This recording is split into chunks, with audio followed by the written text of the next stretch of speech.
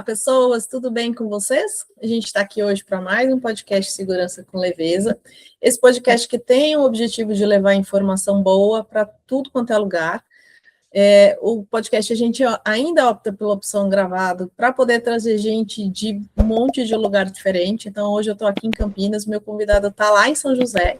E a gente não pode perder as oportunidades que a gente tem de conversar com pessoas interessantes, inteligentes e disponíveis.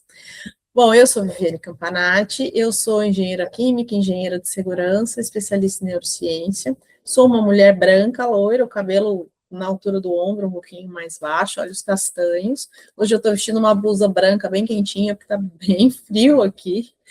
E eu vou conversar com o Marcelo de Elias. O Marcelo de Elias, ele é palestrante, ele fala sobre cultura organizacional, que esse vai ser um dos nossos temas, que eu tenho uma listinha de coisas aqui para falar com ele. E eu convidei o Marcelo, eu conheci o Marcelo semana passada,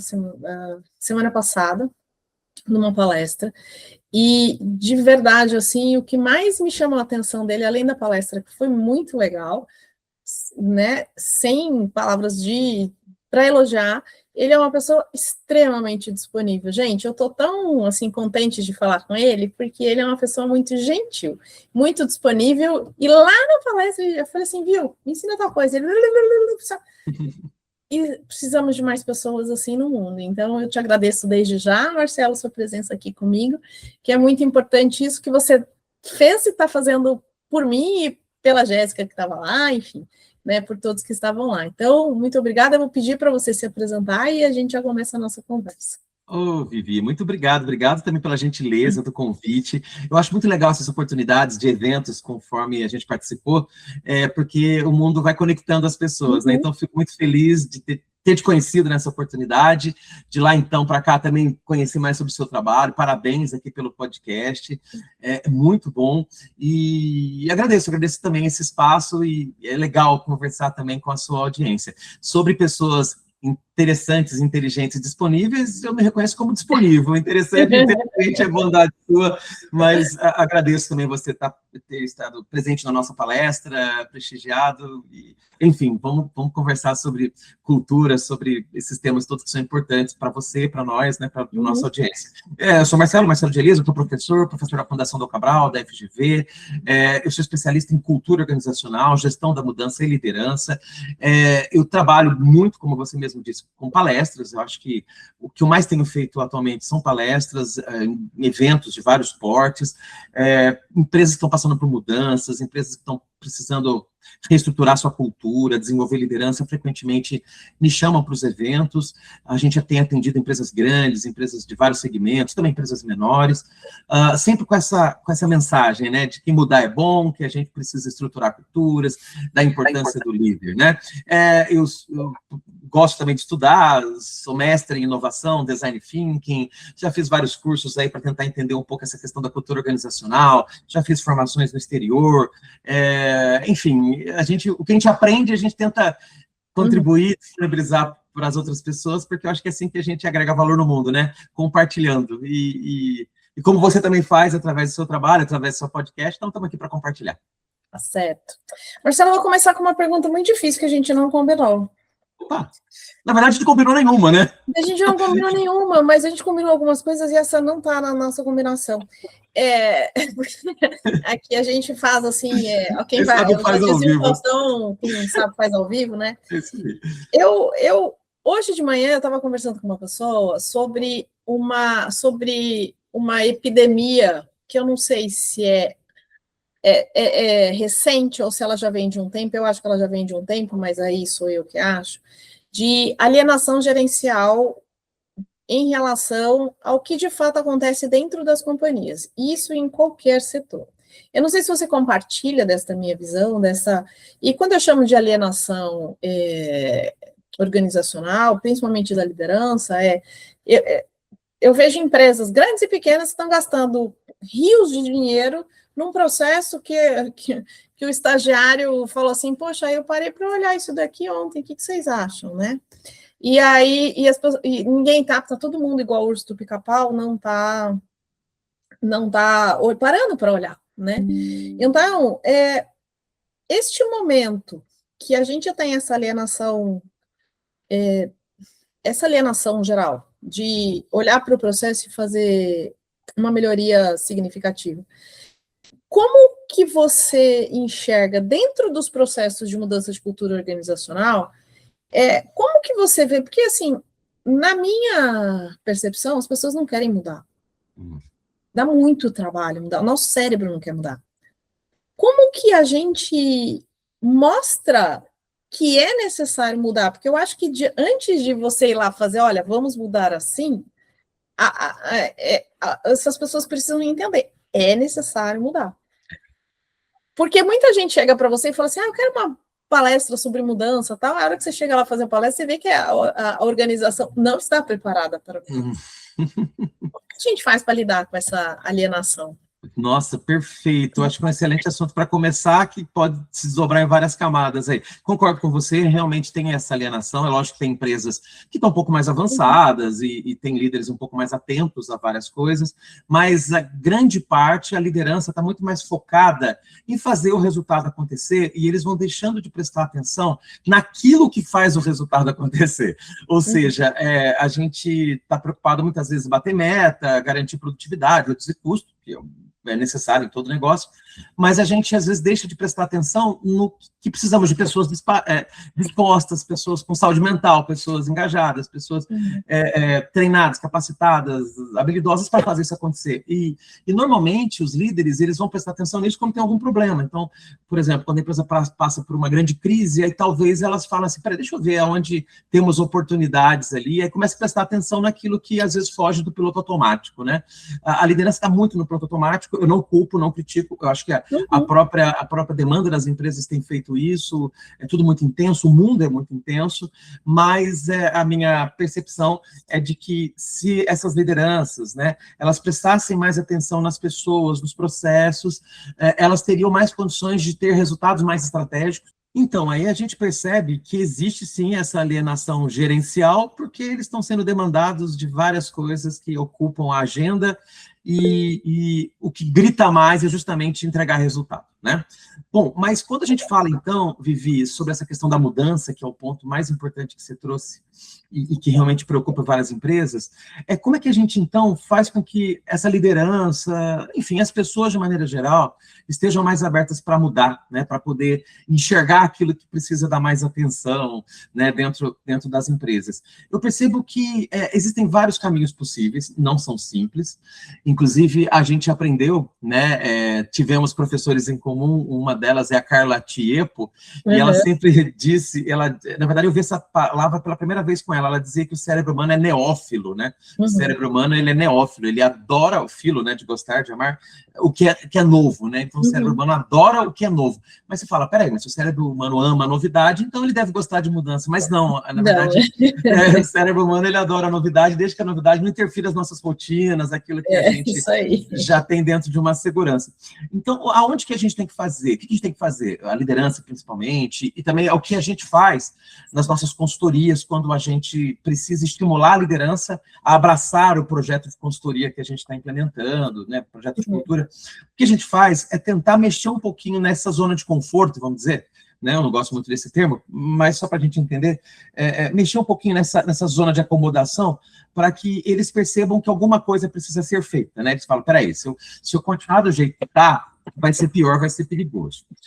Tem uma diferença crucial, Viviane, quando a gente pega uma empresa que está indo bem e uma empresa que está indo mal. Uma empresa que está indo mal, essa consciência de que está indo mal é para toda a liderança, para a empresa como um todo, é mais fácil você protagonizar algumas situações de mudança. Porque eles já percebem por si só que eles precisam que alguma coisa seja feita. Entende? Quando você chega e fala assim, olha, vamos implementar uma coisa nova, aquilo talvez seja o bálsamo para um momento difícil, um momento de dor, tá? Agora, quando a empresa está indo muito bem, quando ela está indo muito bem, aí é um pouco mais difícil.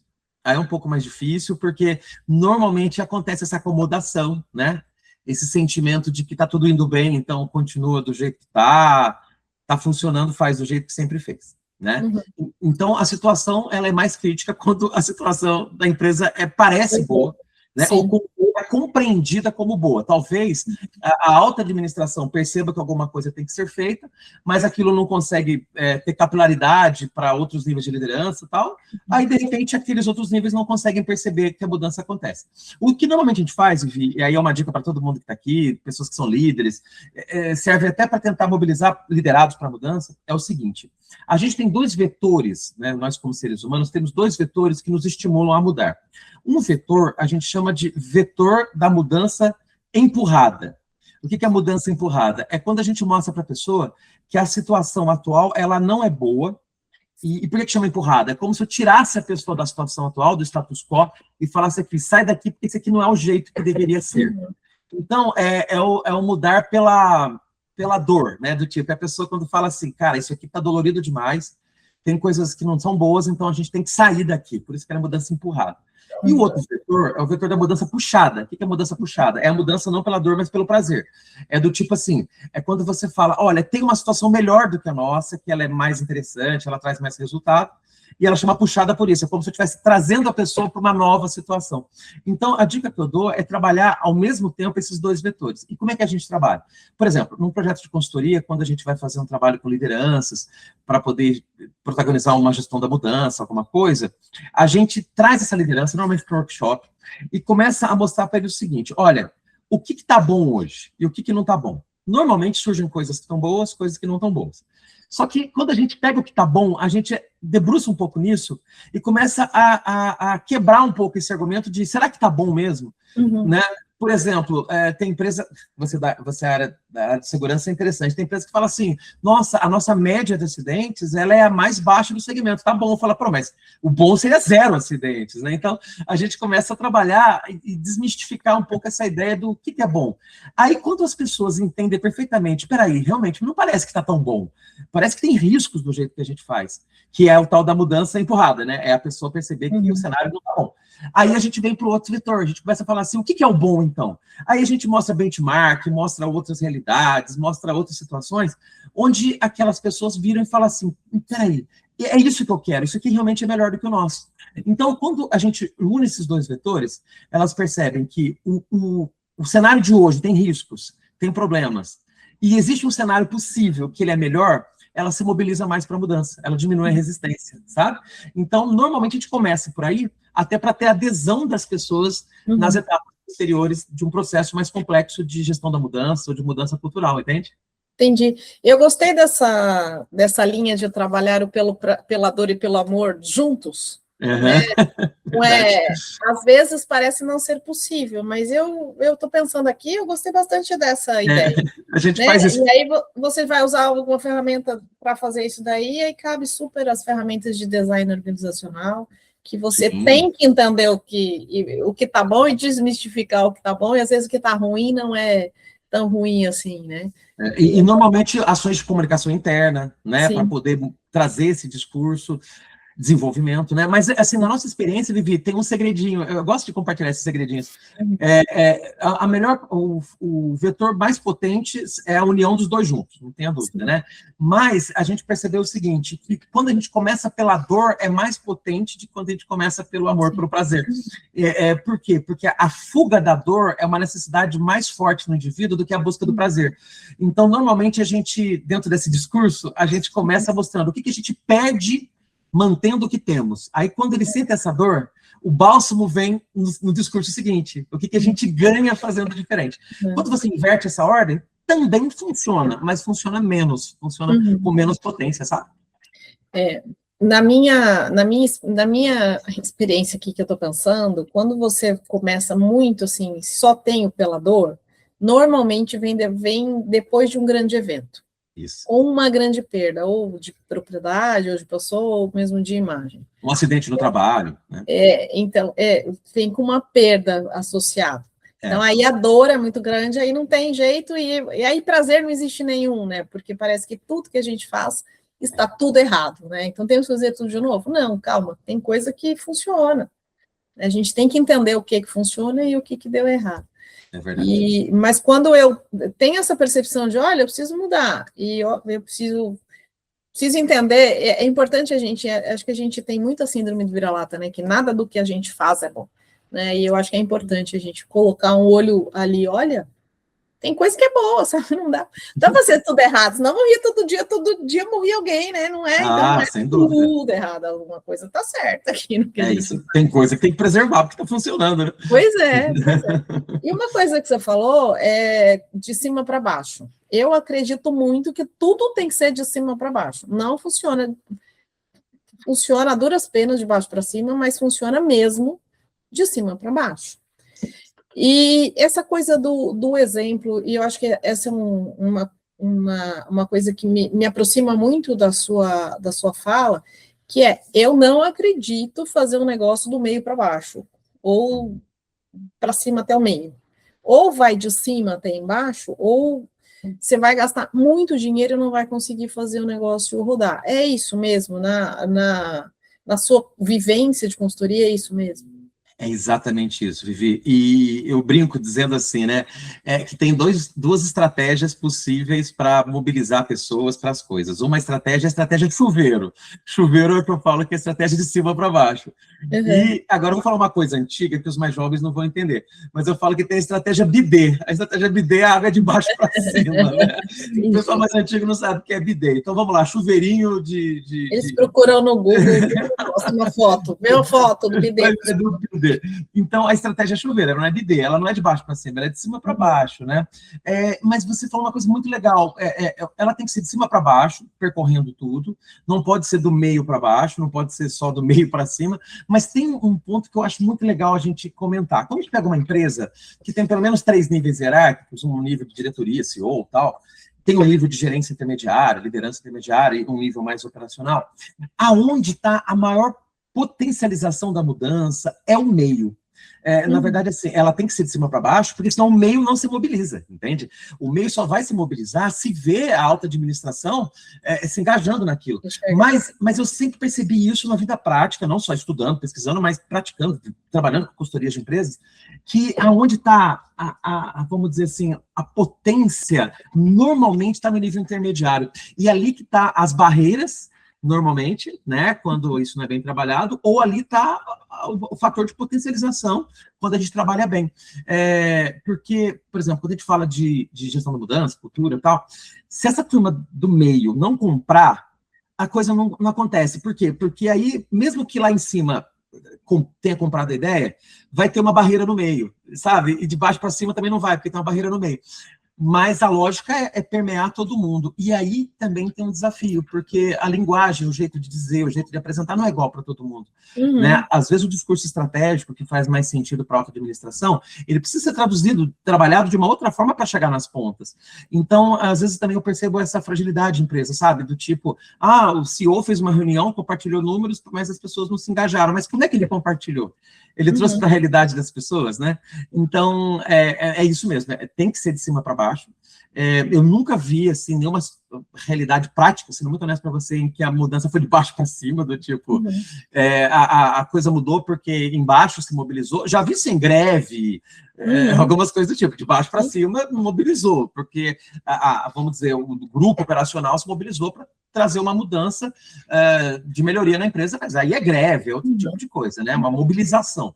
Mas, assim, uma coisa mais estratégica, eu nunca vi de baixo para cima. Mudança. Não. Processo planejado de mudança, não. Tem que ser de cima para baixo.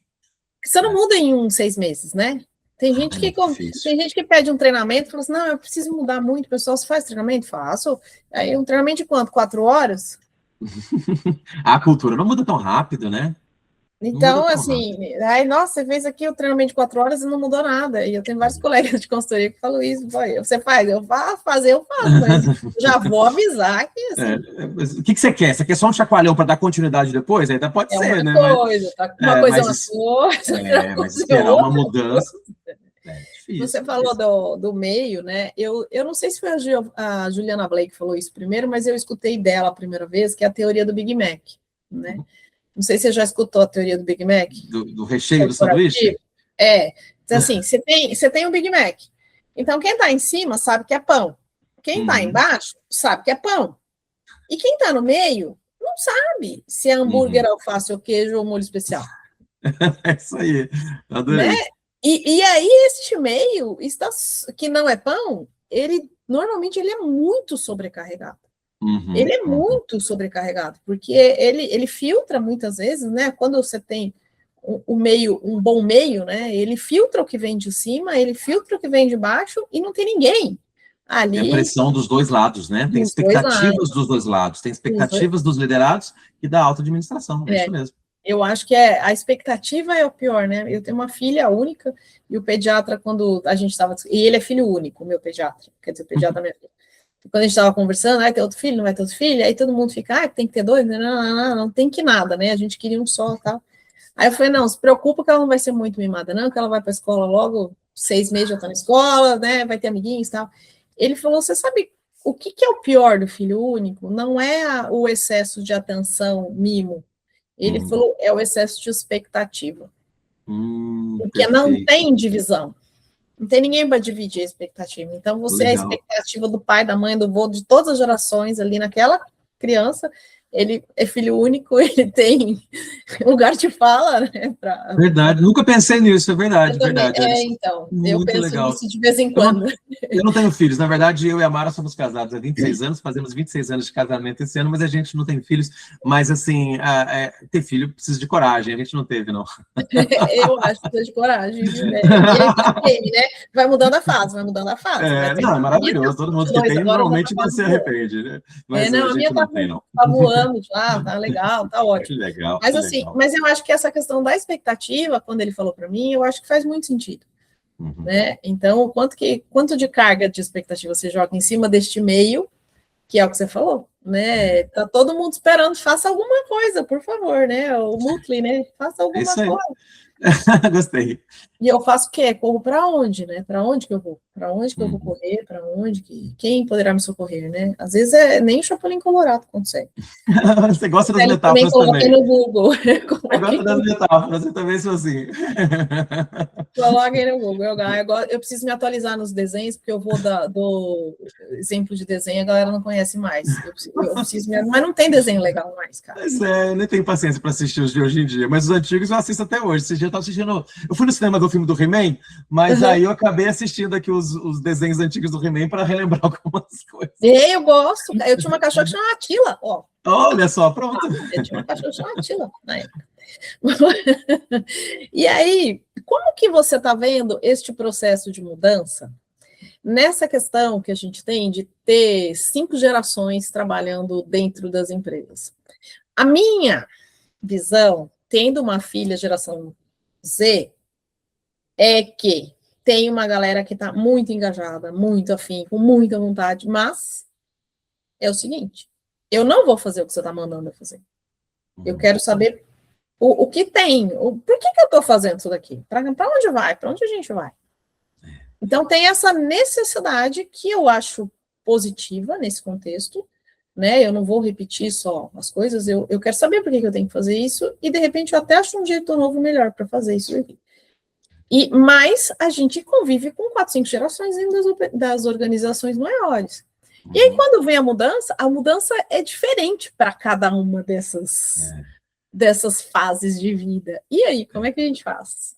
Nossa, que bacana. Na verdade, a mudança, ela normalmente é igual para todo mundo e percebida diferente, né? Porque, sim. Né, por exemplo, uma empresa, que a gente fez até alguns trabalhos, a Cobase e a Pets, são 2 empresas que se fundiram, então a mudança é para todo mundo, mas cada um interpreta de um jeito, né? Tem gente que vai interpretar como uma oportunidade, tem gente que vai interpretar como um problema, né? Então, as mudanças, quando elas vêm, elas são interpretadas das mais diversas maneiras possível. Quando a gente fala de geração, existe sim, por incrível que pareça, rotular as pessoas não é legal, mas existe sim algo muito consistente sobre as gerações. Parece que, realmente, algumas gerações reagem de um jeito, outras reagem de outro. Tudo tem exceção dentro da geração Z, que é a geração mais jovem no mercado de trabalho, né? Tem gente que se comporta igual o baby boomer, né? E tem pessoas mais veteranas que se comportam como jovenzinhos. Então, tem exceções. Mas em linhas gerais, existe sim um conglomerado comportamental. Uma coisa que eu percebo é assim, né? Analisando esse conglomerado. Tem uma coisa que a gente sempre percebe, fala, que ensina para as pessoas, para as empresas, que é assim, a resistência à mudança, ela não tem uma relação tão direta com a geração, mas tem alguma relação. Por quê? Porque é mais fácil mudar quando você está menos tempo envolvido com alguma coisa. Então, por exemplo, se eu estou na empresa há 6 meses, eu vivenciei menos coisas, vamos dizer assim, eu tenho mais predisposição a aceitar algo diferente. Agora, imagina eu que estou há 30 anos na empresa, certamente também já vi mudanças acontecerem, mas de certa forma eu já criei um jeito de fazer na minha cabeça, do tipo, aqui funciona de tal forma, aqui a liderança gosta que a gente faça de tal jeito. Aí quando vem uma mudança, existe uma relação, sabe, entre o tempo de permanência fazendo de um jeito com a abertura para a mudança. Então, por isso que eu falo, não existe uma relação tão direta com a geração, mas é pelo tempo de envolvimento com determinado assunto. Então, por conta disso, é mais comum as gerações mais antigas estarem mais tempo envolvidas em determinada forma de fazer, certo? Então, eu diria que as gerações mais antigas, as baby boomers, a minha geração, que é a geração X, é uma geração mais resistente, principalmente por isso, sabe? Porque a gente já teve mais situações em que a gente viu que tal coisa funciona, outra não funciona, se apegou ao que funciona e fala, então repete o que funciona.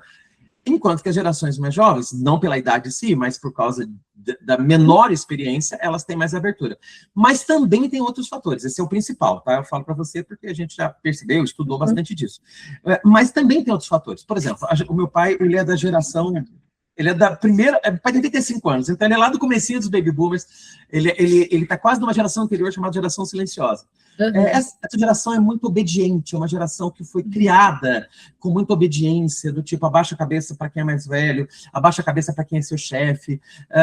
Então, essa geração, quando, por exemplo, você fala assim, olha, vamos precisar mudar alguma coisa, eles têm uma resistência natural pelo tempo de permanência em algo, mas, por outro lado, eles obedecem mais. Sabe? Do tipo, não, se estão mandando mudar, vamos fazer. Pode ser que a minha adesão não seja tão verdadeira, né, intrinsecamente, mas a gente entra no jogo porque a gente obedece. Agora vamos para o outro extremo, que é a geração Z. A geração Z é mais desafiadora, é uma geração que quer saber o porquê das coisas, o propósito das coisas. Então, ao mesmo tempo que a geração Z, eles têm uma predisposição maior à mudança, porque são mais jovens, eles têm menos experiência enraizada em torno de um jeito de fazer, por outro lado, eles são mais questionadores. Então, quando você chega, por exemplo, na geração Z e fala assim, olha, vamos ter que uma mudança, se você não convencê-los bem do porquê aquilo é importante, se você não trabalhar bem a mudança puxada, a mudança empurrada, sabe? Eles vão falar, peraí, mas por que eu vou entrar nesse jogo? Por que eu vou ter que mudar isso? Então, cada geração tem essas características, né? A minha geração, que é a geração X, né? Eu fiz 51 anos agora, no dia 5 de junho. Nossa geração, a geração X, é uma geração, assim, lógico, tem exceções, a gente está dizendo isso desde o início, mas é uma geração muito mais apegada a o que eu vou ganhar com isso? Do tipo assim, eu vou ganhar mais? Se bater meta, eu ganho mais? Aquela geração é muito mais presa em deu para comprar um carro, deu para comprar uma casa, sabe? Tipo assim, coisa que a geração Z já não liga muito. Sim. Mas a minha geração, assim, por exemplo, se alguém fala assim, olha, Marcelo, vai ter uma grande mudança na empresa, a primeira coisa que eu pensaria é, o que a gente vai ganhar com isso? E o que eu vou ganhar com isso? Sabe? Então, assim, cada geração, ela traz as suas características dominantes para o processo de cultura, de mudança, de liderança, sabe? E o grande desafio da liderança, vamos dizer, da empresa, não é pôr todo mundo igual, porque não vai ser como, não vai ter como se falar assim. Você acredita que já teve gente que falou assim, Marcelo, tem como você dar uma palestra para a geração Z pedindo para eles serem menos ansiosos? Não tem como, né? Eu posso estar pedindo, não vai adiantar. Botar Rivotril no ar-condicionado. Eu posso pedir, mas não vai adiantar. Então eu já nem vou, vocês vão perder o tempo de vocês. Então, assim, a grande riqueza que as empresas têm que fazer, os RH, os líderes, de maneira geral, é entender cada qual com o seu cada qual. Então, esse aqui eu vou ter que ir por um caminho, esse aqui eu vou ter que ir por outro. Não é generalizar, não é uma cartinha entregue para todo mundo dizendo que vai ter uma mudança, que vai chegar da mesma forma para todo mundo. Então, a gente vai ter que sempre considerar essas diferenças, entende? Quase ter que fazer uma mudança para cada bloco de pessoas. Né? Exatamente isso, você entendeu exatamente. Né? Para cada um, é lógico que tem coisas que tem que ser comunicadas em uníssono, para não ter né, dispersão do assunto, mas a forma de trabalhar ali, os detalhes e tal, vai ser para cada público diferente, que pode ser por gerações, pode ser por departamento, que também tem essa questão, a operação vai entender de um jeito, a engenharia vai entender de outro. Então, a gente vai ter que subgrupar, né, esses grupos mesmo para isso. Eu acho que a gente vem, eu trabalhei sempre na indústria, a indústria vem e sempre foi a comunicação no atacado, né? E cada vez mais a gente percebe que a comunicação tem que ser no varejo, não dá mais para ser no atacado.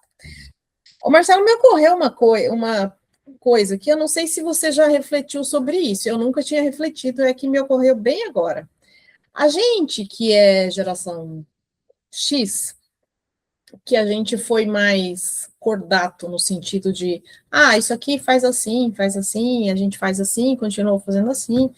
Eventualmente falava, dá para fazer assim, aí discutia com alguém, não, dá para mudar, tal, e mudava. Mas era uma coisa muito mais low profile do que você vê hoje, se eu não entender isso daqui, eu não vou fazer, né? Às vezes você tem até essa postura.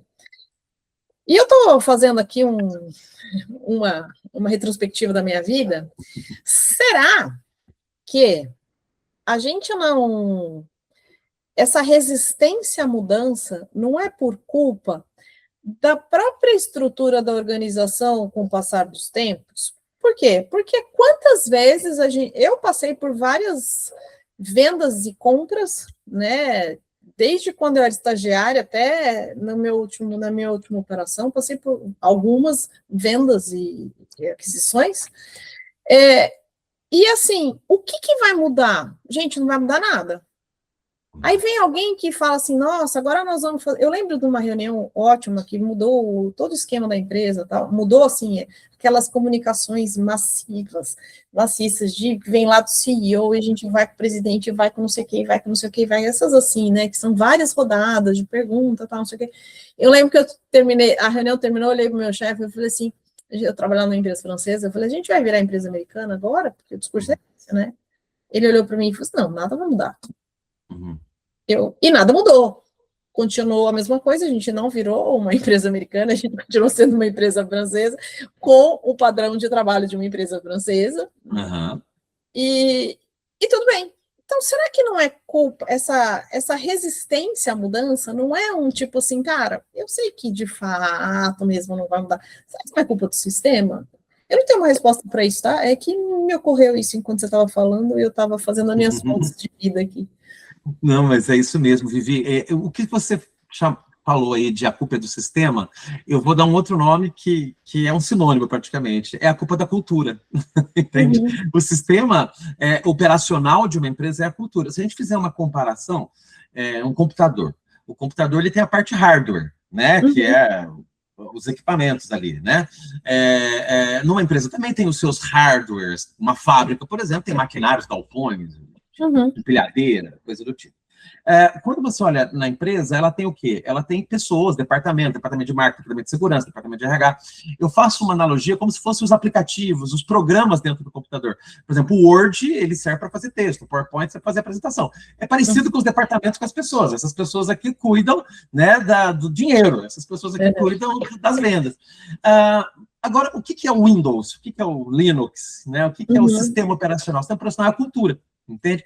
A cultura é o que faz os programas rodarem da maneira que precisa e que faz todo o hardware ter todo o seu proveito na sua potencialidade. Se o sistema for ruim, nem o hardware, nem o software vai funcionar bem lá. Então, a culpa do sistema, na verdade, é a culpa da cultura, porque é a cultura organizacional que ela pode potencializar as pessoas para um comportamento organizacional necessário, ou elas podem limitar. E quando você fala desses pontos assim, vai mudar, não vai mudar, vai ficar tudo igual, esse é um ponto muito importante, porque se a auto-administração, se não for feito um trabalho legal de mostrar que a mudança é de verdade, que aquela mudança tem um porquê e ela vai acontecer, e muitas vezes tem que ter uma persistência também, porque eu vejo líderes que até querem mudar coisas, mas nos primeiros sinais de desafio desistem, aí eles vão mostrando para as pessoas que, então vai ficar tudo do mesmo jeito. Então, elas precisam de uma estruturação, de uma mudança planejada. Porque mudança, toda empresa passa por mudança. Sim, só que é gestão da mudança? A gestão da mudança é quando a gente planeja, quando a gente estrutura, faz um projeto. Então, dependendo do tamanho da mudança, mudanças muito simples talvez não precisem, mas mudanças mais complexas, elas vão ter que ter um planejamento, né, onde vão fase por fase, celebrando cada vitória, cada etapa, para as pessoas perceberem, opa, o negócio está indo, está funcionando, sabe? A etapa 1 já foi, agora vou para a etapa 2. Aí as pessoas vão se engajando com aquilo e elas, então, vão comprando a ideia, né? Aonde dá errado? Normalmente é quando não é fatiada essa mudança, ela é vendida como um blocão completo, aí as pessoas ficam perdidas, não conseguem enxergar começo, meio e fim. Quando não tem essa persistência também, quando não dá tempo a essa curva de aprendizado, porque até as pessoas aprenderem a trabalhar do novo jeito, vai tempo. Então é a resistência à mudança, ela é natural, mas não é só resistência, entende? É também o sistema, é o processo, é a maneira que a empresa faz. Um exemplo legal que eu posso compartilhar com você, tem uma empresa que a gente fez um trabalho, na verdade não uma, várias empresas que a gente fez trabalhos assim, até que faz até hoje, são empresas familiares, mas tem uma que eu me lembro agora, que a empresa, ela veio lá, o fundador foi o vovô lá, a terceira geração, né? O cara fez a empresa com carinho, com força, com garra e fez acontecer. Passou para os filhos. Os filhos também deram continuidade, melhoraram a empresa, fizeram ela crescer, passaram para os netos. E quem está na gestão agora são os netos. Os netos, eles também têm uma visão moderna, sabe, de outro jeito de fazer gestão, mas eles têm também aquela tradição, mas o meu avô fez de tal jeito, isso tudo ok, não tem nenhum problema. A inovação, ela rima com a tradição, desde que a gente consiga perceber o que tem de melhor nesses valores culturais. Agora, uma coisa não pode engessar a outra, né? E nessa empresa em especial, a gente percebia uma grande resistência das lideranças, que nem eram da família, sabe, que eram colaboradores contratados e tal. Por quê? Porque quando você ia falar alguma coisa, eles falavam assim, mas será que o fundador, será que o neto vai gostar, vai querer? Porque ficou tão enraizado aquele jeito de ser, que se essa liderança, esses netos que agora estão à frente do negócio, o CEO, que é um neto do fundador, se eles não comprarem essa ideia do tipo, gente, a gente quer mudar, aí as pessoas vão resistir, né? Então, a cultura, ela é um fator que impulsiona ou engessa, depende de como essa cultura está constituída, né? Porque tantas vezes que o cara falou, chegou novo, falou que ia mudar, o outro falou não sei o quê, e no fim mudou isso aqui, mas continuamos fazendo, não do mesmo jeito, até muda, mas assim, sabe, aquela sensação de... Eu tinha um cara que trabalhava comigo que ele falava que é tudo cíclico, ele fala, isso já vai passar, isso é tudo cíclico, volta, não posso falar, isso vai voltar, tudo é cíclico. E às vezes alguma coisa voltava, eu falava assim, nossa. Aí era o viés de confirmação, né? Bem que ele falou, né? Não, nem tudo volta, nem tudo volta, né? Ainda bem que eu guardei. Teve coisa que o cara chegou para mim e falou, faz 7 anos que eu estou tentando mudar esse processo e agora a gente conseguiu. Eu falei, que bom, conseguimos mudar. E foi, né? Então, eu acho que talvez tenha uma culpa... Talvez até nossa, sabe? De não acreditar nas mudanças anteriores e desacreditando cada vez mais. Tem uma coisa que a gente chama de profecia autorrealizável, né? Por exemplo, quando você implementa uma mudança e todo mundo fala assim, isso não vai dar certo, isso vai voltar a ser o que era antes. Cara, pode esperar, vai passar um tempo, não vai dar certo, vai voltar ao que era antes. Aí as pessoas falam, viu? Bem que a gente falou, mas não é porque eles estavam profetizando que ia dar errado, é porque eles fizeram dar errado justamente porque eles não compraram a mudança. Essa é profecia autorrealizável, né? E o histórico tem muito a ver com isso, né? No exemplo que eu citei da empresa familiar, não, claro que não são todas empresas familiares que são assim, mas no exemplo que eu citei, lá eu até entendi um pouco dessa resistência. Por quê? Porque era uma empresa que estava indo bem, é uma empresa que cresceu, ela saiu do fundador e a esposa para uma empresa de mais de 1.000 pessoas, sabe? Então, imagina só, uma empresa que cresceu, que dá resultado, que dá lucro, falar assim, a gente precisa mudar as coisas. Eu falo, mas peraí, mas tá dando certo, está crescendo, para que mudar, né? Aí, por isso que eu falei, quando a empresa está num cenário ruim, é mais fácil de mudar quando o cenário é bom. Então, aí já junta com a tradição, já junta com as profecias autorrealizáveis. Não mexe com isso, não mexe com o que está quieto, está funcionando, faz igual. Aí é melhor pensar no cantinho, né? Depois a gente volta, né? Exatamente, é isso aí. Ô Marcelo, vamos falar uma coisa agora, que eu amo falar disso daí, eu amo que as pessoas falem sobre isso, que é a questão do exemplo, porque eu acho que, de maneira geral, as pessoas não entendem o que é isso. Não entendem que é muito mais do que o que eu falo na minha reunião mensal de resultado, é muito mais do que eu coloco no quadro de aviso ou no jornalzinho corporativo que está lá na intranet, é muito mais do que isso que a gente fala de exemplo. Né? É muito mais do que o espelho. Eu acho que é muito mais, né? Eu gosto muito eu não sei se você conhece Carlos Piazza, eu sou, nosso Sim, conheço. E ele fui buscar lá na memória, mas conheço. Os irmãos Grimm já tinham inventado a inteligência artificial e o GPS, né? Quando a madrasta olha no espelho e fala assim, quem é mais bonita que eu, né? Daí ele fala, tem alguém mais bonito? Tem, tá, mora lá na floresta, né? Então, assim, já era inteligência artificial, porque ela já tinha um padrão, já tinha uma referência, já foi buscar ali no banco de dados dela o que tinha, achou a Branca de Neve e ainda deu a localização. Então, assim, vocês estão achando que inteligência artificial é nova? Não é. Os Green já tinham lá. Não, eu acho ótima essa fala dele.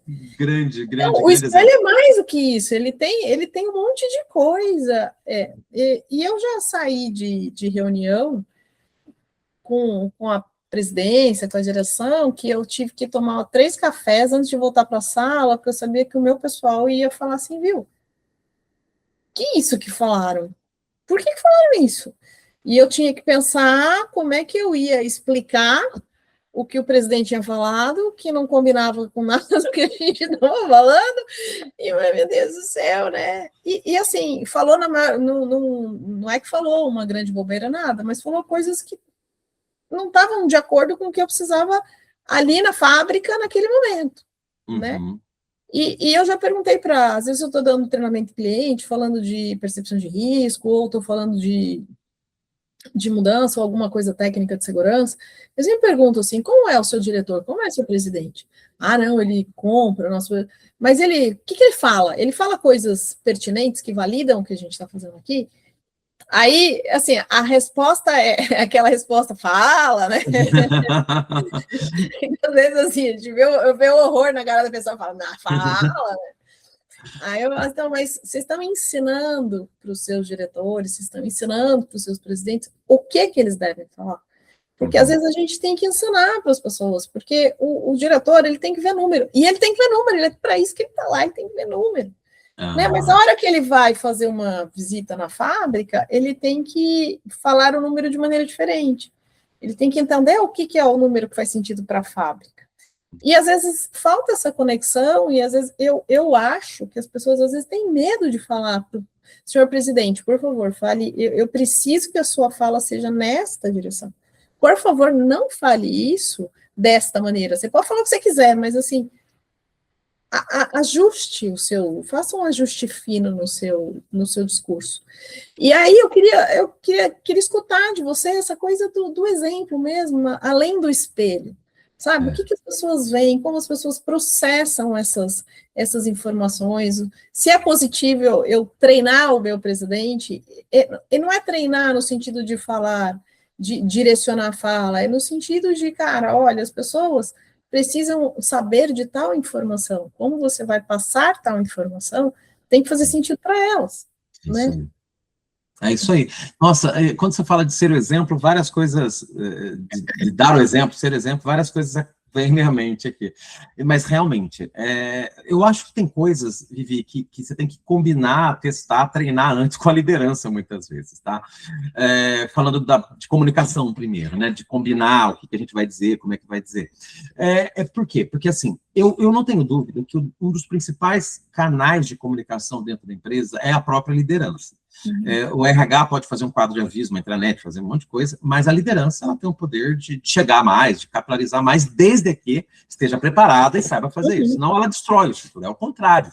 Né? O RH põe no quadro de aviso uma coisa e o líder fala outra. E eles vão ouvir mais quem? É o líder, não adianta, porque quem está ali perto, é quem tem relacionamento, né? Não é um papel frio que vai dizer mesmo, que vai convencer alguém.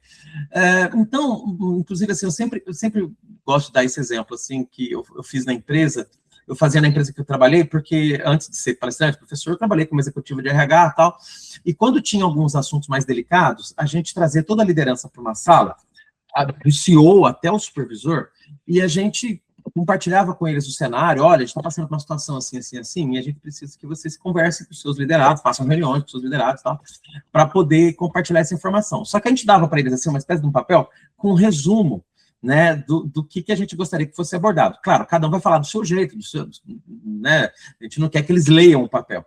Mas assim, olha, passe por esse assunto esse assunto aqui é importante, preste atenção nesse detalhe, isso aqui tem que ser reforçado.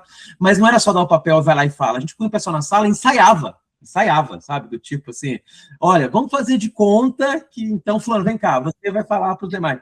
Aí a gente A gente simulava, fazer um roleplay, a gente simulava alguém fazendo pergunta, e era até meio, alguns achavam até chato, falavam, de novo esse negócio, mas era a única forma de garantir, ou pelo menos tentar garantir que a coisa fluísse, né? Então, eu acho que a gente precisa falar a linguagem das pessoas, e quando se trata de coisas que fortalecem a cultura ou de mudanças, tem que ser algo combinado, uma coisa uníssono, cada um do seu jeitinho, mas chegar da melhor maneira possível. Mas quando a gente fala do exemplo, eu sempre penso também na questão de ser o exemplo, né? Eu acho que as palavras convencem, mas os exemplos arrastam. Essa frase não é minha, de Sêneca. Inclusive, lá na palestra que você assistiu, eu usei uma frase que eu vi o pessoal fotografou, todo mundo fotografou a frase. É uma frase que eu sempre falava nas minhas palestras, mas eu nunca tinha colocado no slide. A primeira vez que eu coloquei no slide foi lá no evento, no CBTD, que você deve se lembrar que é uma frase do Francisco de Assis, que dizia assim, né, inútil caminhar na intenção de pregar, a não ser que a nossa caminhada seja a nossa pregação. E na hora que eu coloquei essa foto, eu sempre falava, mas eu não mostrava. Quando eu mostrei ela, foi o slide mais fotografado e postado nas redes sociais. Também, porque... É uma frase forte, né? É inútil caminhar na intenção de pregar, a não ser que a nossa caminhada seja a nossa pregação. Ou seja, a maneira que a gente caminha, ela fala mais alto do que aquilo que a gente prega, né? Então, na verdade, as duas coisas andam juntas. A comunicação estruturada, elaborada para chegar nas pessoas, ela é importantíssima. Mas se ela não vier acompanhada de um exemplo pessoal, ela não vai o exemplo vai falar mais alto, sabe? Tem uma situação que eu vivenciei uma vez muito legal, de um CEO, na empresa que eu trabalhei. O CEO da nossa empresa, ele foi fazer uma visita na fábrica, na produção, mas ele foi sozinho. Normalmente ele vai com diretores, então ele foi sozinho.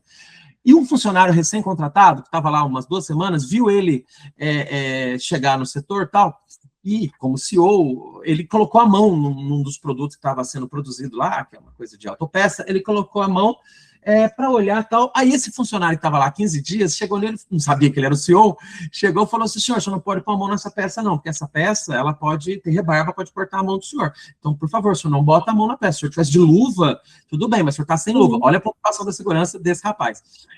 E aí ele deu uma risadinha, obrigado, tal, e foi embora. E ele, então, me chamou, eu era executivo de RH, falou assim, Marcelo, localiza um funcionário que estava no setor assim, fala com o chefe dele, pede para esse funcionário vir aqui conversar comigo na minha sala, que eu preciso explicar, conversar melhor com ele. E eu já falei, nossa, mas será que o nosso senhor não gostou? Né? Vai chamar... não gostou. Pois é. Aí eu conversei com o chefe desse cara, falei, olha, algum BO aconteceu aí e tal. E o chefe dele chegou nele e falou assim, cara, o que você fez, moleque? Você não conhece o CEO? Poxa, como é que você chama a atenção do CEO? E ele foi morrendo de medo, ele falou, cara, não vou nem passar no contrato de experiência, vou ser mandado embora. Chegou na sala do CEO, o CEO recebeu ele um cafezinho e agradeceu. Ele falou, cara, você está de parabéns.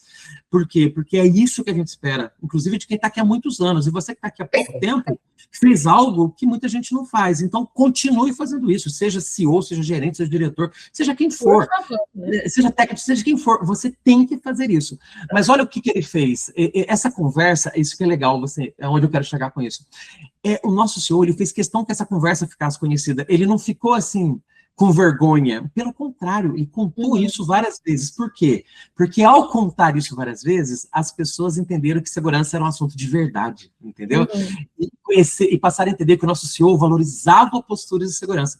Olha o poder de uma história para gerar uma cultura, né? Olha o poder de uma história. Mas não é só uma história, é uma atitude, né? Então ele deu o exemplo. Depois daquilo ali, gente, foi todo mundo agora, dali para frente, quando viu alguma coisa errada, falando, você está sem protetor, você está sem óculos, porque todo mundo se sentiu autorizado a fazer isso, né? Por causa do exemplo dele e por causa da história que percorreu internamente a empresa após esse exemplo, entende?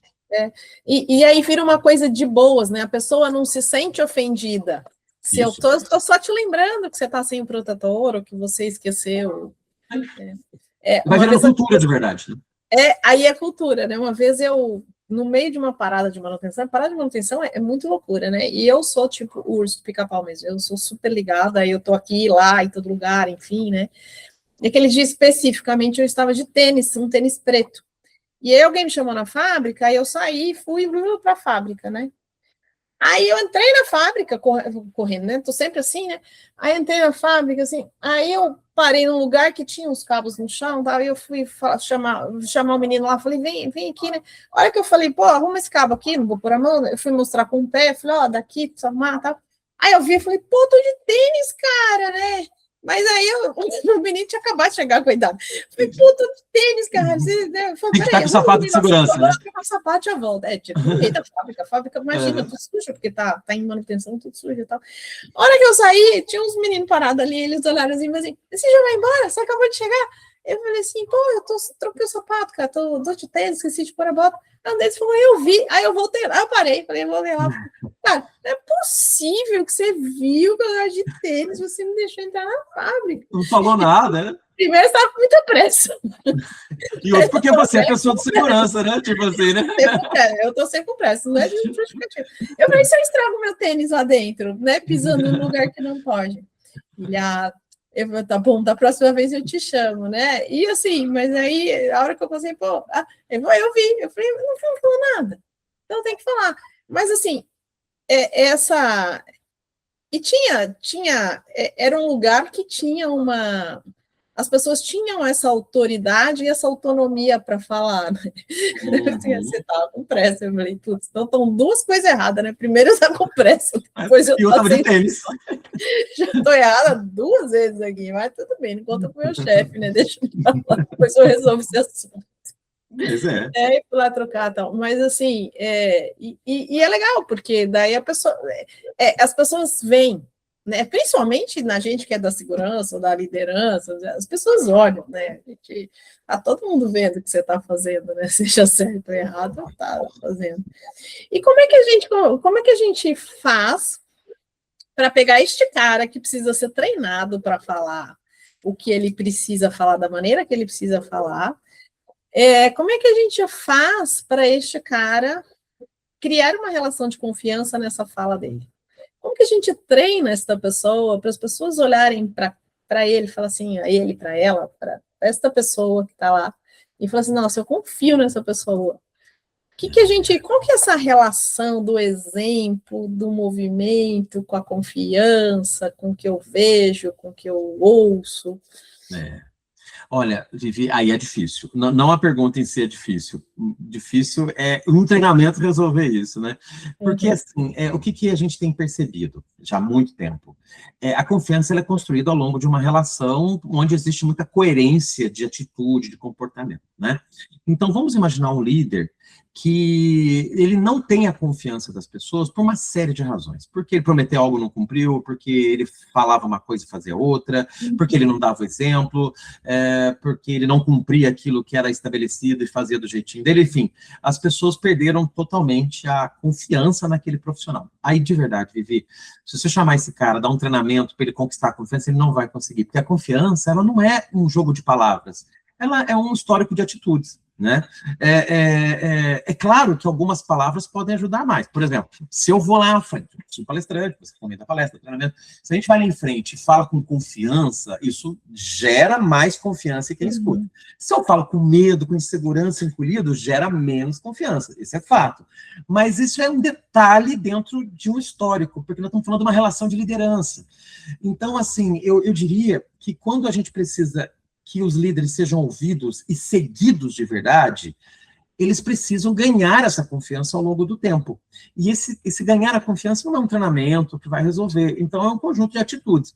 É óbvio que é possível reverter uma situação, por exemplo, se um líder hoje ele não tem a confiança, se ele tiver atitudes positivas ao longo do tempo, pode ser que ele, lá em frente, ele mude a imagem dele, né? Eu não sou daqueles que falam assim, não tem como, perdeu a confiança, manda embora, não. Se a pessoa tiver algum esforço, dedicação, ela consegue.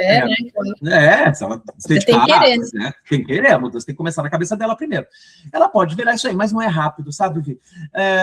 Mas tem, claro que tem, assim, igual eu falei, algumas estratégias. Por exemplo, quando o líder ele vai comunicar uma mudança na empresa com as pessoas, e se ele segue mais ou menos o roteirinho que eu falei, primeiro fala do que a gente está perdendo em ser do jeito que a gente é, depois fala o que a gente ganha sendo diferente, isso já desperta mais, não digo confiança, mas uma abertura maior nas pessoas a quererem fazer aquilo e tal.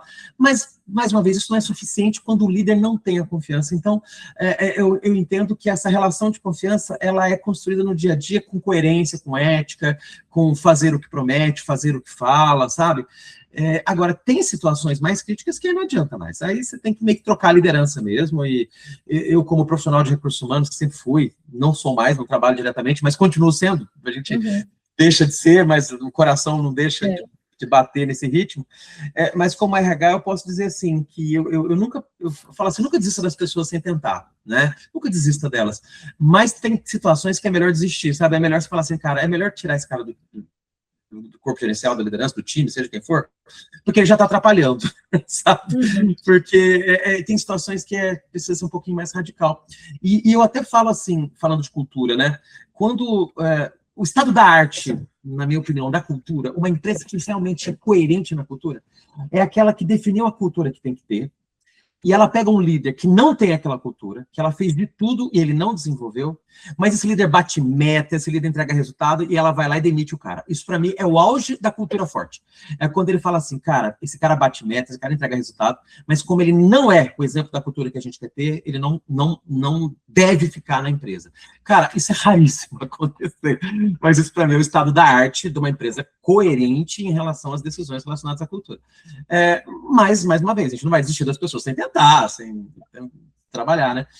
Mas, Vivi, não tem como treinar alguém para ganhar confiança, assim, se ela não tiver uma construção ao longo de um tempo, sabe? Escutaram pessoas, cada um tem que querer construir isso. Não adianta ficar contratando consultor, o pica das galáxias, né? Não adianta, não tem como. Não, é milagre. Você deve se lembrar que na minha palestra eu brinquei, né? Eu falei assim... É milagre, não tem. Lembra na minha palestra eu brinquei? Eu falei, chama a Rita.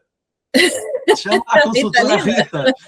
Não, a Santa Rita de Cássia, porque ela é a Santa das Causas Impossíveis, né? É a Santa das Causas Impossíveis. Chama a Santa Rita de Cássia. Chama a Rita que ela resolve. Uma vez eu perguntei, falei, mas o que vocês estão querendo fazer aqui é tipo um milagre, assim, né? A gente pode tentar fazer alguma parte disso daí, mas assim, né?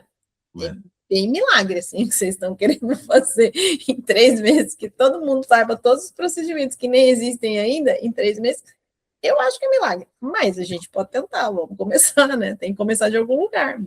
Tem, exatamente. Mas assim, tendo clareza para esses líderes, para essas pessoas, do que se espera deles, é o primeiro passo. Porque também, assim, Vivi, eu vejo líderes bem intencionados, de verdade.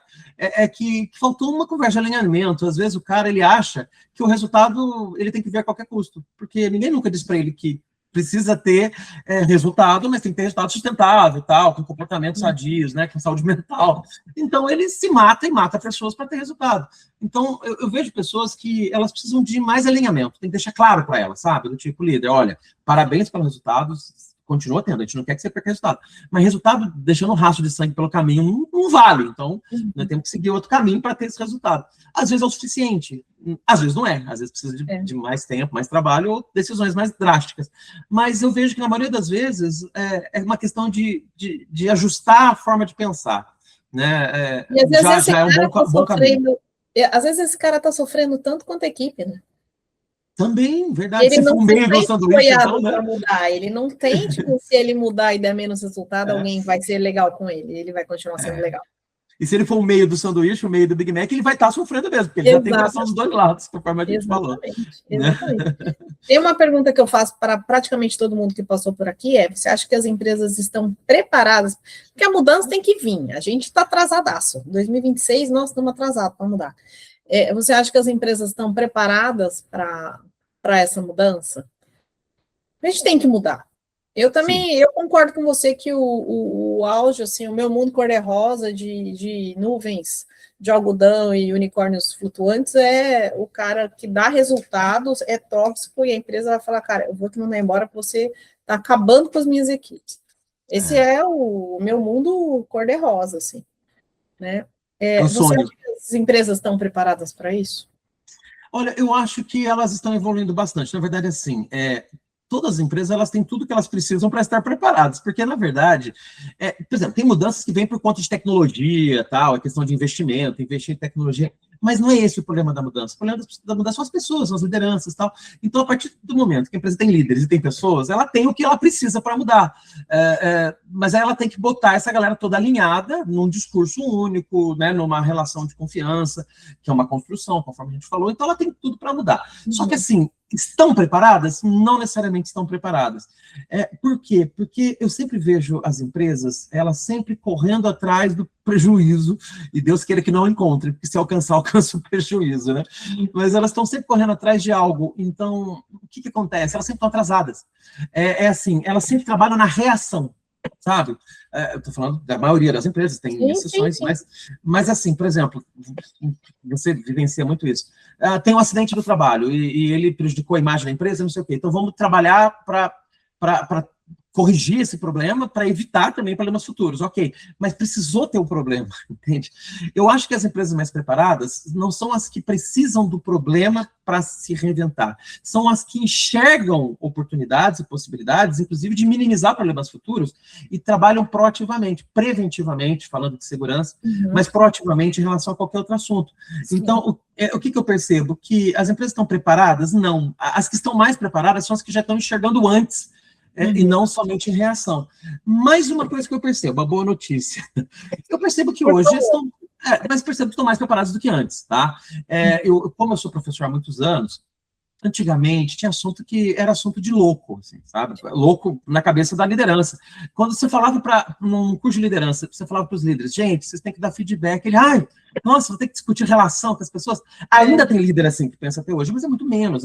A maioria já entendeu o valor disso. Por quê? Porque já passou por situações em que precisou de feedback, precisou dar feedback. As gerações de agora, elas forçam que os líderes sejam mais humanizados. Então, o mundo está fazendo as empresas perceberem a necessidade de mudança. Então, por conta disso, eu digo que elas estão mais preparadas do que antes, né? Seja pela dor, seja pelo amor, mas elas estão mais preparadas. Mas ainda não estão 100% preparadas. As que estão preparadas, como eu digo e repito, são as que não estão apenas reagindo às mudanças, mas aquelas que estão projetando as mudanças que precisam, estão projetando a cultura desejada, estão projetando o estilo de liderança que querem ter e estão desenvolvendo agora para chegar lá, entende? Elas estão mais preparadas, porque é uma pergunta que sempre me fazem, sabe, Vivi? Nas aulas, principalmente. Tem várias perguntas que são coringas, sempre fazem, e tem uma que eles sempre fazem que é assim, como é que a gente faz para mudar uma cultura? Essa pergunta, ela é difícil de responder, porque ela precisa de muita coisa. A pergunta de 1 milhão, né? Ela precisa de muita coisa, já falamos de várias aqui, que podem ajudar a responder, né? Você sabe qual é a sua cultura que você quer mudar? Você sabe para o que você quer mudar? Então, assim, já começa daí. Começa por aí, que cultura que você tem e cultura que você quer ter, é a primeira coisa, né? Sem esse diagnóstico não tem como. Mas eu sempre brinco, ao responder essa pergunta, brinco com uma pergunta reversa, né? Porque as pessoas falam assim, professor, como é que faz para mudar uma cultura? Eu sempre brinco perguntando assim, mas você quer mudar uma cultura ou você quer ter uma cultura de mudança? Fala que é uma brincadeira, porque isso também é uma resposta, né? Digna, é uma resposta de Mestre dos Magos, fazendo referência à Caverna do Dragão, ainda né? Leão da Montanha. Ela não responde Leão da Montanha, né? Mas tem um fundo de verdade nisso. Por quê? Porque é muito mais fácil mudar uma cultura quando tem uma cultura de mudança. Ou seja, quando as pessoas estão mais abertas a mudar, sabe? Quando a cultura da empresa é uma cultura que vê com favorabilidade tentar coisas novas. Se isso faz parte da cultura, é fácil mudar a cultura. Agora, se a cultura da empresa é de manter o que está dando certo, de procedimentos rígidos, no sentido de não inventar nada, não cria nada, não inova nada, faz o que está previsto, que para a segurança faz todo sentido, não é para inventar muita coisa, é para fazer o que está previsto, mas para outras coisas, para inovações e tal, a gente tem que se permitir novas abordagens, né? Algumas tentativas em erro e segurança é inadmissível, mas para outras coisas é preciso ter, né? Tentativa e erro. Então, nessas empresas, é mais fácil ter mudança. Agora, aquelas que são mais rígidas é mais difícil. Então, eu digo assim, as mais preparadas são aquelas que têm já um DNAzinho de mudança, uma cultura de mudança, uma abertura maior. Mas as novas gerações têm isso, um pouco mais enraizado nelas. Eu acho que está evoluindo, está melhorando. Acho que o futuro... a luz no final do túnel não é um trem na contramão, é isso? Não é um trem na contramão, assim, a não ser que algumas coisas mudem de maneira impensáveis, por exemplo, a inteligência artificial está acelerando muita coisa, e a nossa velocidade de mudança seja menor do que a da tecnologia e tal, aí pode ser o trem, fala, cara, por mais que eu mude, eu estou muito mais lento do que a necessidade do mundo, né? Mas, de certa forma, eu acho que é uma luz positiva. Um exemplo bacana disso é assim, você vê, por exemplo, a geração Z, eles são muito mais abertos para diversidade, né? Eles são muito mais abertos para respeitar o diferente, né? Eles são muito mais abertos a ter conversas mais maduras nesse sentido, né? Eu não tenho filhos, né, conforme eu falei, mas assim, eu tenho colegas, amigos que têm filhos, irmãos, que falam que o filho adolescente puxou a orelha do pai porque o pai fez uma brincadeira preconceituosa, uma piada machista, sexista e tal. Então, isso para mim é um exemplo de que a sociedade ela já está enxergando o mundo de um outro jeito. Tem gente que gosta, tem gente que não gosta, vai ter gente que critica, tem gente que não critica, mas enxerga de um outro jeito. Se o jeito que a gente quer no futuro é um jeito mais inclusivo, então a sociedade está indo para lá. Que bom. Né? Que bom, né? Que bom, né? Está indo para lá. Se é isso que a gente quer, que eu acho que é importante, a gente está indo para lá. Né? O mundo do futuro ele vai precisar de mais inteligência artificial. A juventude é mais interessada nesse assunto, então a gente está indo para lá. Né? O problema é que resiste, né, a mudança e quer manter o status quo daquilo que já não tem mais espaço. Né? Tá. Eu acho que existe uma luz no fim do túnel também. Então, porque eu acho que tem que ter, né? Tem que... A gente tem que acreditar. Eu falei, o homem está chegando em Marte, gente, a gente está falando de humanizar, a gente está tratando com o que até agora? Para. É verdade, é verdade. Você falou que você dá aula, tal, você percebe, você dá aula há muito tempo, e esses cursos, principalmente você dá cursos para executivos e para pessoal de conselho e tal, né? Você percebe uma mudança de postura dessas pessoas em relação a entender pessoas, e não estou falando de fazer terapia, mas entender processos que envolvem pessoas? Total, Vivi. Como sempre, tem exceções, mas trabalhando com uma média, é total. Inclusive, um dos assuntos que eu mais dou aula é realmente cultura organizacional. E o assunto cultura, para mim, é um exemplo disso. E não faz muito tempo, não, Vivi. Há 10 anos atrás, quando eu ia dar aula de cultura, por exemplo, no MBA de líderes, era comum alguns torcerem o nariz, falando assim, mas por que eu tenho que aprender isso? Né? Eles viam cultura nem como um assunto da gestão de pessoas, ele viam como um subassunto do RH. Sabe, do tipo assim, o RH tem que fazer seleção, treinamento, e o RH tem que entender de cultura. Então, cultura é um subassunto dos assuntos do RH. De um tempo para cá, isso mudou radicalmente, assim, inclusive na Fundação Dom Cabral, onde eu dou aula também, eles têm programas de desenvolvimento de conselheiros, executivos, CEO, C-Level, e os programas de desenvolvimento de C-Level, por exemplo, eles têm vários pilares de conteúdo, mas sabe quais são os 2 pilares maiores? Estratégia e cultura. E eles vão justamente por isso, porque eles querem entender cultura. É lógico que cultura é um assunto diretamente ligado à gestão de pessoas, mas também diretamente ligado à estratégia, a fazer a estratégia acontecer. Então, eles viram valor nisso. E quando eles passaram a ver valor nisso, eles começaram a ver que a cultura se constrói o quê? Na liderança no dia a dia, na maneira como eu relaciono com as pessoas, na maneira que eu tomo decisão. Então, a gestão de pessoas, ela teve, sim, um upgrade violento, que bom, né, de interesse. Lá na FGV, a gente tem MBAs, né? E conversando outro dia com a coordenação dessa área, eles dizem assim que tem fases, né? Teve fases que as pessoas buscavam mais MBAs de gestão empresarial, teve uma fase que buscava muito MBA em gestão de projetos. Hoje, o MBA mais buscado na FGV, mas não só nela, mas também, eu creio que na maioria das instituições, é MBAs de gestão de pessoas, justamente porque viram valor nisso. Mas quem que vai? São as pessoas de RH? Não, são líderes, são executivos, são engenheiros, como você, sim. Estão vendo valor nisso, sabe? E eu fico entusiasmado porque eu dou aula disso tudo, então eu vou ter trabalho bastante tempo, se Deus quiser. Mas também porque eu vejo uma visão nessas lideranças que não era tão comum há 10 anos atrás. 10 anos eu entendo como pouco tempo, né? Porque é uma mudança rápida. É pouco tempo, eu percebo isso em pouco tempo mesmo.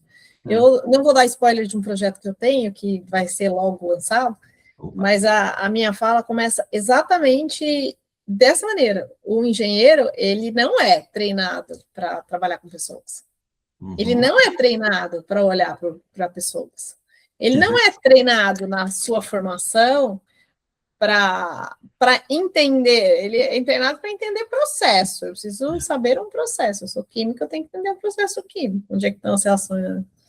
Né? Eu posso ter uma matéria de segurança de processo. Eu não sei como é que está o currículo, a grade da engenharia hoje, tá? Mas assim, né, historicamente, os engenheiros não são. Quando eu vou fazer uma segurança de processo, Eu, no mínimo, vou perguntar se alguém vai morrer lá perto, se tem uma operação lá perto, se alguém vai morrer lá perto, se vai afetar a comunidade. É essa pessoa. Eu não estou olhando para a pessoa que está sendo liderada pelo gerente daquele processo que está cuidando daquilo ali.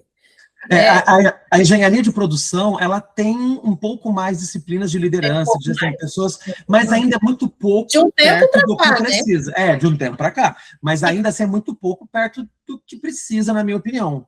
Tanto e com que uma visão a maioria dos meio engenheiros vão buscar assim. depois. Mas é uma visão meio teloísta, é uma visão para aumentar a produtividade. Planilhas, e como é que eu encaixo as pessoas aqui. Isso aí, carga de trabalho. Isso mesmo. É bem Taylor mesmo. É isso aí. É isso, mas enfim, eu acho que a gente está no processo. Eu acho também que tem uma luz aí no fim do túnel. Não sei quão grande é esse túnel, mas eu acho que tem uma. Sim. A gente chega nele aí. Marcelo, eu quero te agradecer de novo, cara. Nossa, é muito bom conversar com você, de verdade, assim, é muito legal. Muito legal. Digo mesmo, você é sempre muito gentil e a gente aprofunda os temas com uma certa leveza, porque você conduz de uma maneira leve e muito realista. Isso é ótimo, obrigado. É muito bom conversar com você também. A ideia, quando eu comecei esse podcast lá no começo do ano passado, a ideia era assim, eu viajei alguns estados aí e conversei com várias pessoas de outros estados, de outras operações grandes até, dessa falta de ter a pessoa lá, né? Então ainda se busca muito profissional aqui, eixo Rio-São Paulo, em Minas, e hoje, a minha ideia era assim, né? O que eu quero? Eu quero alguém que escute você falando e fala, cara, dá para eu fazer aqui na minha operação lá no Acre, sabe? Eu não preciso ir para São Paulo só para ter essa informação. Poxa, se eu fizer um pouquinho, se eu conseguir que essa informação seja um pouquinho, eu já atingi o propósito disso, né? Então, eu agradeço muito as pessoas que vêm aqui, dão exemplos práticos, dão lição mesmo, sabe? Assim, cara, escuta isso daí, pega essa liçãozinha aqui e faz, que vai dar certo. Depois você me conta, e depois faz mais essa, tal. Enfim, então é esse o objetivo. Então, eu te agradeço demais essa disponibilidade mesmo, de dar lições de casa para as pessoas que estão escutando a gente, e de coisas concretas e possíveis, né? Não é, olha, né, vamos esperar o ET chegar. Não, dá para fazer amanhã, né? Dá para eu acordar, botar no papel e começar a fazer. Que legal, fico feliz. É isso aí, o nosso papel é esse, democratizar conhecimento, fazer chegar para as pessoas que precisam. Certamente quem nos assistiu aqui vai tirar proveito de mais uma coisa do que outra, obviamente, mas é assim mesmo, se a gente conseguir tocar o coração e a mente de algumas pessoas aí, já me sinto muito realizado. Ganhamos o dia. Ganhamos o dia, nossa, e mais uma vez, obrigado pelo espaço, e por mais que a gente esteja conversando há algum tempo, é sempre muito menos do que a gente sente que poderia contribuir. Então, eu fico à disposição para outras oportunidades, quando você quiser, a gente volta e a gente traz outras visões aí. Com certeza, muito obrigada. As redes do Marcelo vão estar na descrição do episódio, então, gente, vai lá, LinkedIn tem um monte de material e tudo mais, tem contato, tem o site dele, da universidade, então, usem e abusem dos links. Muito obrigada a você que está aqui, compartilhe esse vídeo, se inscreve no canal, ajuda a gente a levar essas informações boas por aí e fazer diferença também para pessoas que precisam, tá bom? Até mais!